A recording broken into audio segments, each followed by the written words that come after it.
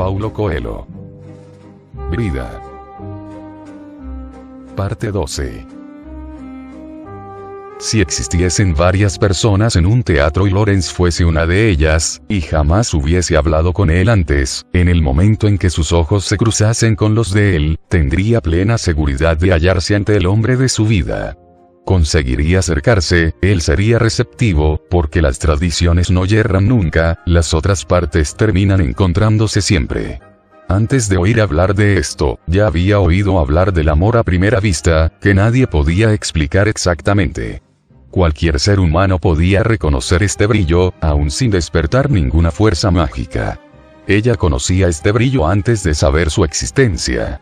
Lo había visto, por ejemplo, en los ojos del mago, la tarde que ellos fueron al bar por primera vez. Se paró de repente. Estoy borracha, pensó otra vez. Tenía que olvidar aquello rápidamente. Tenía que contar el dinero, saber si le alcanzaba para volver en taxi. Esto era muy importante. Pero había visto el brillo en los ojos del mago. El brillo que mostraba a su otra parte. Estás pálida, dijo el mago. Debes haber bebido demasiado. Ya pasará. Vamos a sentarnos un poco y se me pasará. Después me iré a casa. Se sentaron en un banco, mientras ella revisaba su bolso en busca de monedas. Podía levantarse de allí, tomar un taxi e irse para siempre. Conocía a su maestra, sabía dónde continuar su camino. Conocía también a su otra parte. Si decidía levantarse de aquel banco y partir, aún así estaría cumpliendo la misión que Dios le había destinado. Pero tenía 21 años. En estos 21 años, ya sabía que era posible encontrar dos otras partes en la misma encarnación, y el resultado de esto era dolor y sufrimiento. ¿Cómo podría escaparse de esto? No me voy a casa, dijo. Me quedo. Los ojos del mago brillaron y, lo que antes era apenas esperanza, pasó a ser una certeza. Continuaron caminando. El mago vio el halo de Brida cambiando varias veces de color y anheló que ella estuviera en el rumbo adecuado. Sabía de los truenos y terremotos que explotaban, en aquel momento, en el alma de su otra parte, pero así era el proceso de transformación. Así se transforman la tierra, las estrellas y los hombres. Salieron de la aldea y estaban en pleno campo, andando en dirección a las montañas donde siempre se encontraban, cuando Brida pidió que se detuviesen. Vamos a entrar aquí, dijo ella, doblando por un camino que iba a dar a una plantación de trigo. No sabía por qué estaba haciendo aquello. Sentía tan solo que necesitaba la fuerza de la naturaleza, de sus espíritus amigos, que desde la creación del mundo habitaban todos los lugares bonitos del planeta. Una inmensa luna brillaba en el cielo y les permitía ver el sendero y el campo alrededor. El mago seguía a Brida sin decir nada. En el fondo de su corazón, agradecía a Dios por haber creído. Y por no haber repetido el mismo error, que estuvo a punto de repetir, un minuto antes de recibir aquello que estaba pidiendo. Entraron en el campo de trigo, que la luz de luna transformaba en un mar plateado. Brida andaba sin rumbo, sin tener la menor idea de cuál sería su próximo paso. Dentro de ella, una voz le decía que podía seguir adelante, que era una mujer tan fuerte como sus antepasadas, y que no se preocupase, pues ellas estaban allí guiando sus pasos y protegiéndola con la sabiduría del tiempo. Pararon en medio del campo. Estaban rodeados de montañas, y en una de estas montañas había una piedra, desde donde se veía perfectamente el sol, una cabaña de cazador más alta que todas las otras, y un lugar donde cierta noche una chica se había enfrentado con el terror y la oscuridad. Estoy entregada, pensó para sí. Estoy entregada y sé que estoy protegida. Mentalizó la vela encendida en su casa, el sello con la tradición de la luna. Aquí está bien, dijo ella, deteniéndose. Tomó una rama y trazó un gran círculo en el suelo, mientras decía los nombres sagrados que su maestra le había enseñado. No tenía su daga ritual, ni sus otros objetos sagrados, pero sus antepasadas estaban allí y ellas decían que, para no morir en la hoguera, habían consagrado sus utensilios de cocina. Todo el mundo es sagrado, dijo. Aquella rama era sagrada. Sí, respondió el mago. Todo en este mundo es sagrado. Y un grano de arena puede ser un puente hacia lo invisible.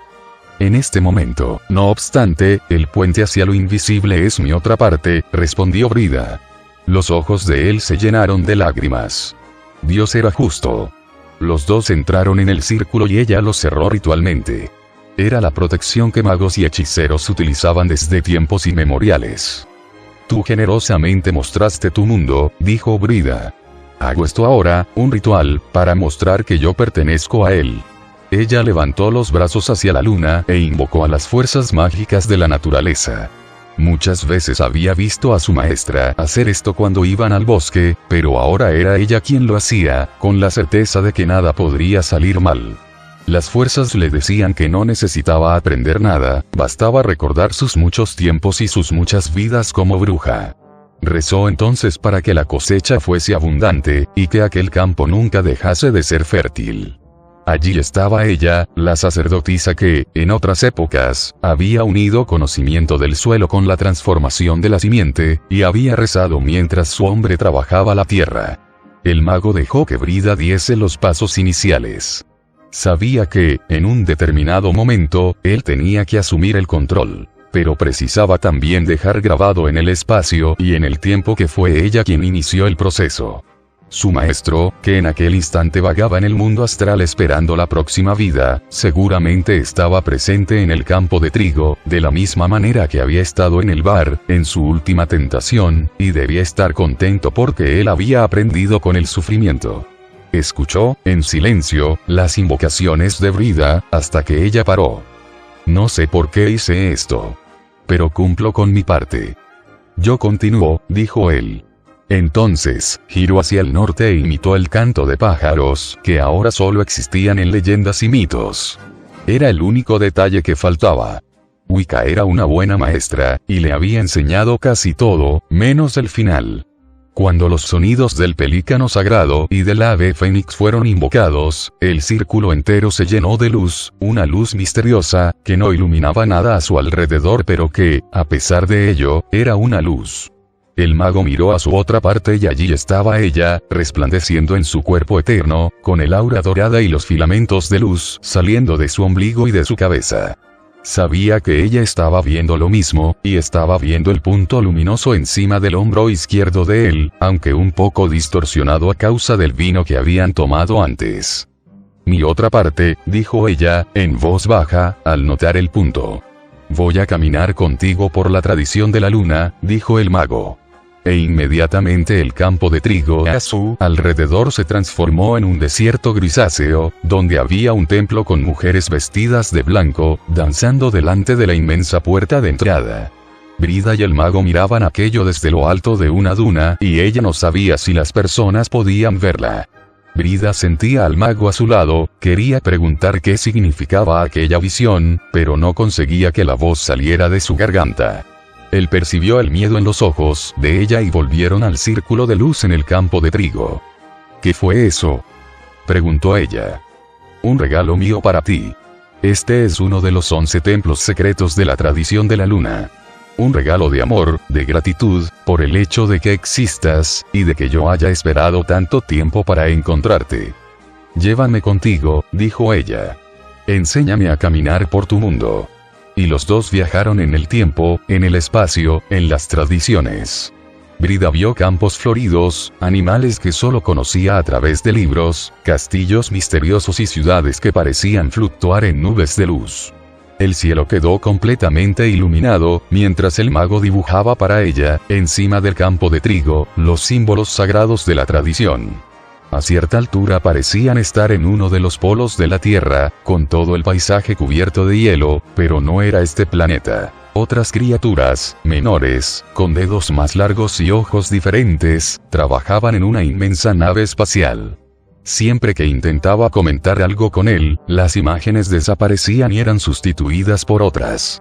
Brida entendió, con su alma de mujer, que aquel hombre estaba allí esforzándose por mostrarle todo lo que había aprendido en tantos años, y que debía haberlo guardado durante todo este tiempo solo para obsequiarla.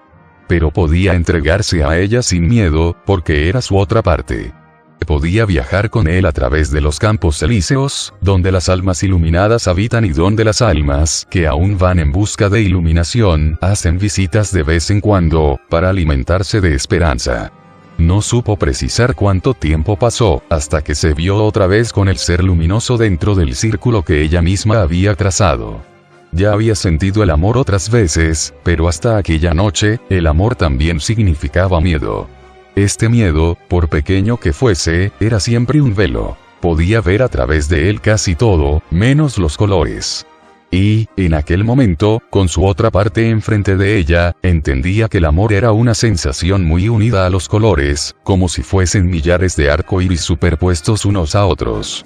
¿Cuántas cosas perdí por miedo de perder?, pensó, mirando a los arcoíris. Estaba acostada, el ser luminoso sobre ella, con un punto de luz encima del hombro izquierdo, y fibras brillantes saliendo de su cabeza y de su ombligo. Quería hablar contigo y no lo conseguía, dijo ella. A causa de la bebida, respondió él.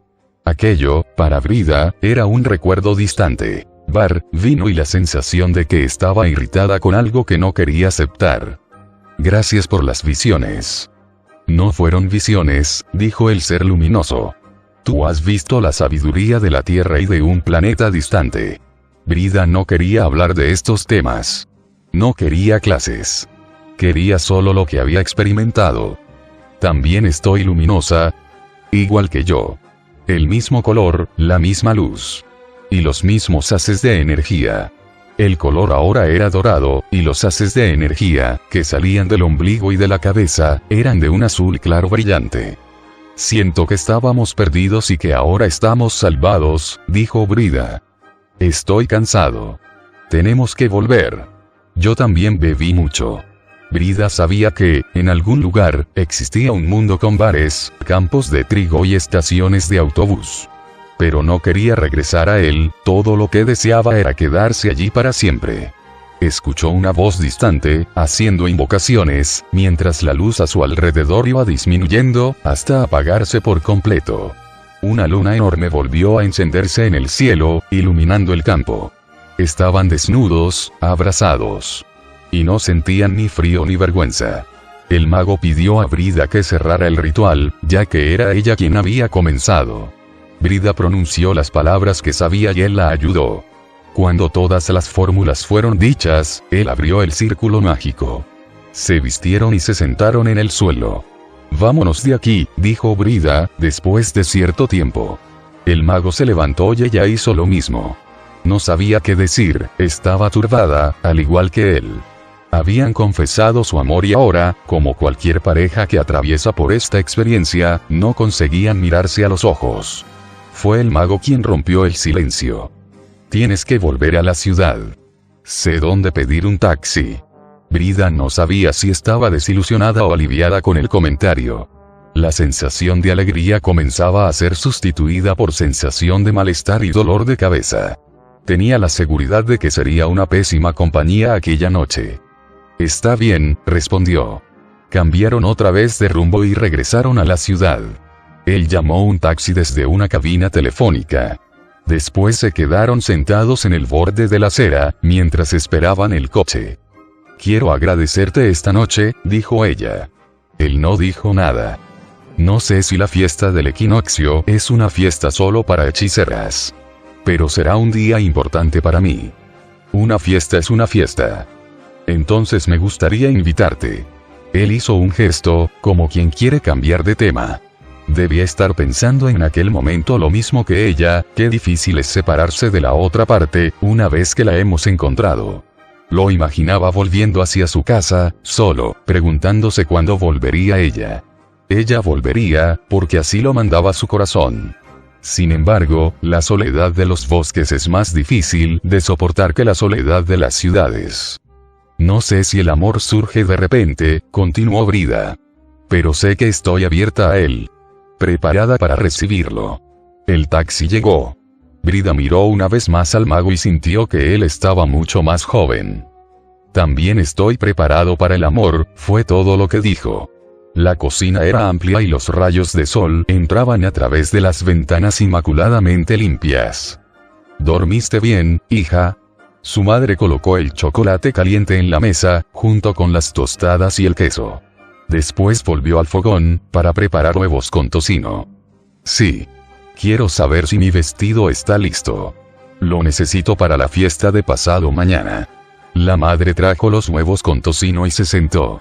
Sabía que algo preocupaba a su hija, pero no podía hacer nada.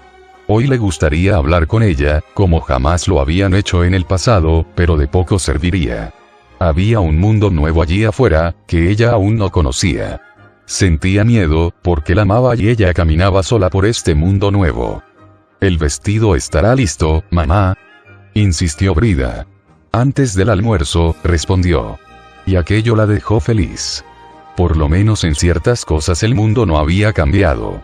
Las madres continuaban resolviendo algunos problemas para las hijas. Dudó un poco. Pero terminó preguntando: «¿Cómo está Lorenz, hija?». «Bien. Vendrá esta tarde a buscarme». Se quedó aliviada y triste al mismo tiempo. Los problemas del corazón siempre maltrataban el alma, y ella dio gracias a Dios porque su hija no estuviera ante uno de ellos. Pero, por otro lado, este era quizá el único tema en el que podría ayudarla. El amor había cambiado muy poco a través de los siglos. Salieron a dar un paseo por la pequeña ciudad donde Brida había pasado toda su infancia.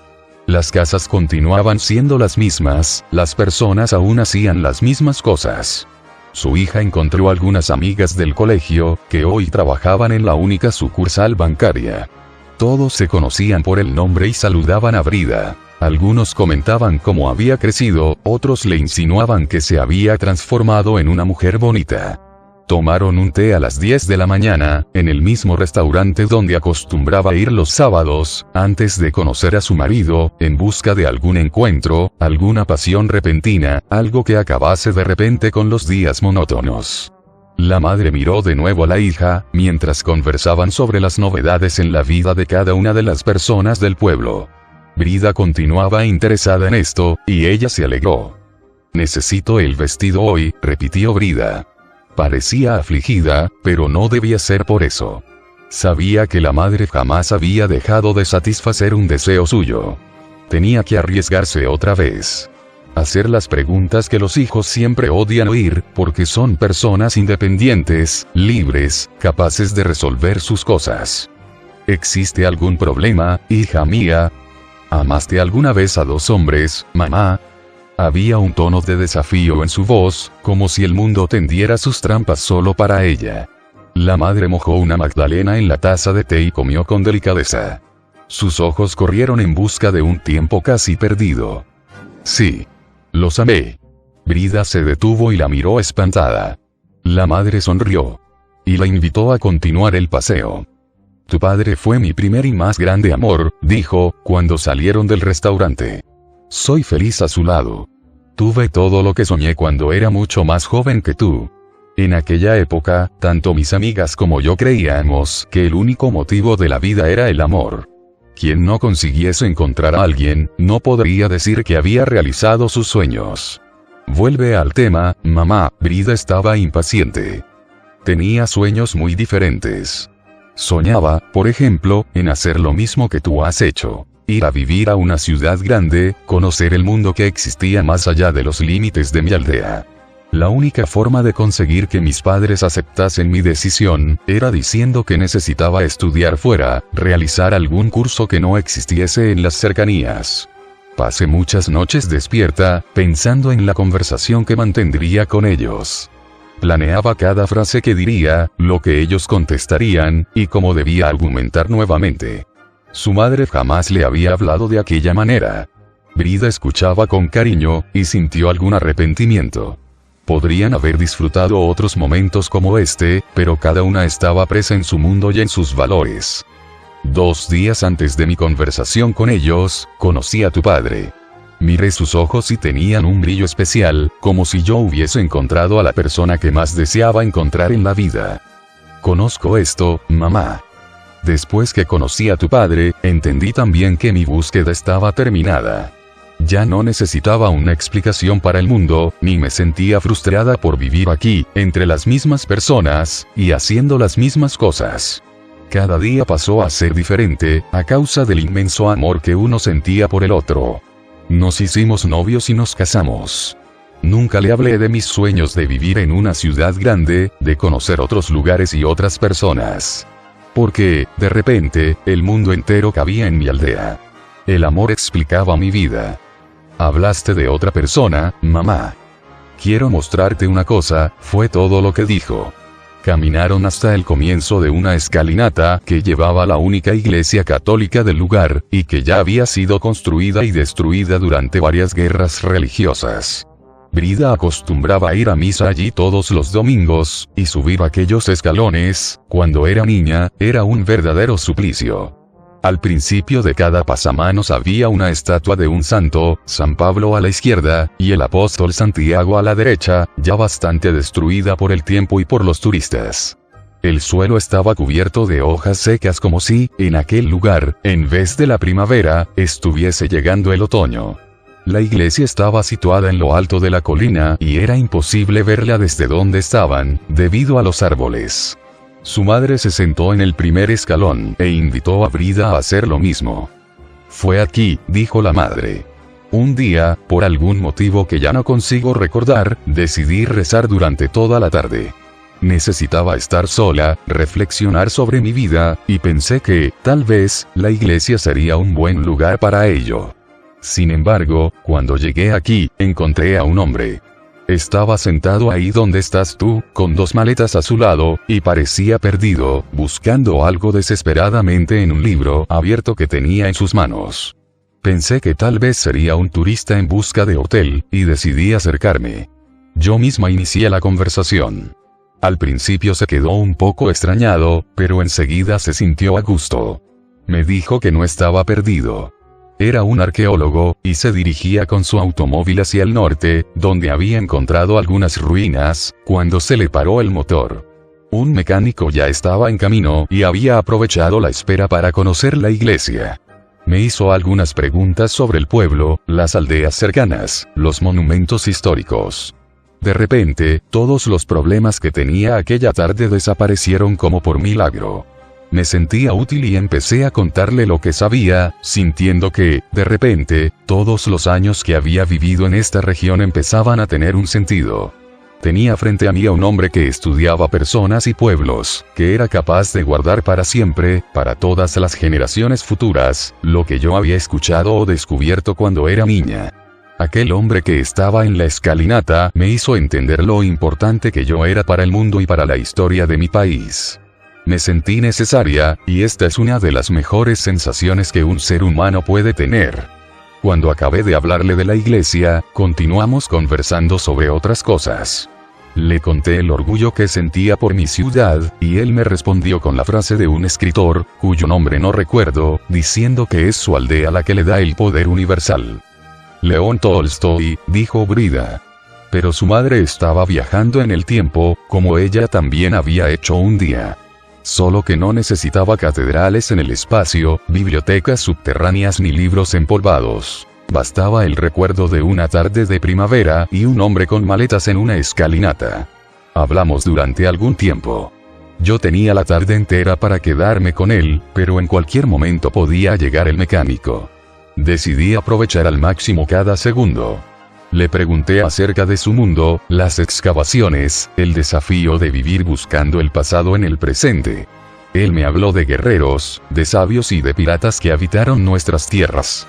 Cuando me di cuenta, el sol estaba casi en el horizonte y nunca, en toda mi vida, una tarde había pasado tan rápidamente. Entendí que él estaba sintiendo lo mismo. Continuamente me hacía preguntas para mantener la conversación y no darme tiempo de que dijera que tenía que me. Hablaba sin parar, contaba todo lo que vivió hasta aquel día, y quería saber lo mismo de mí. Noté que sus ojos me deseaban, aún teniendo yo, en aquella época, el doble de tu edad. Era primavera, había un agradable olor de algo nuevo en el aire y me sentí nuevamente joven. Aquí, en los alrededores, existe una flor que solo aparece en el otoño. Pues bien, aquella tarde me sentí como esa flor. Como si, de repente, en el otoño de mi vida, cuando yo pensaba que había vivido todo lo que podía vivir, surgiese aquel hombre en la escalinata solamente para mostrarme que ningún sentimiento, como el amor, por ejemplo, envejece junto con el cuerpo. Los sentimientos forman parte de un mundo que yo no conozco, pero es un mundo donde no existe tiempo, ni espacio, ni fronteras.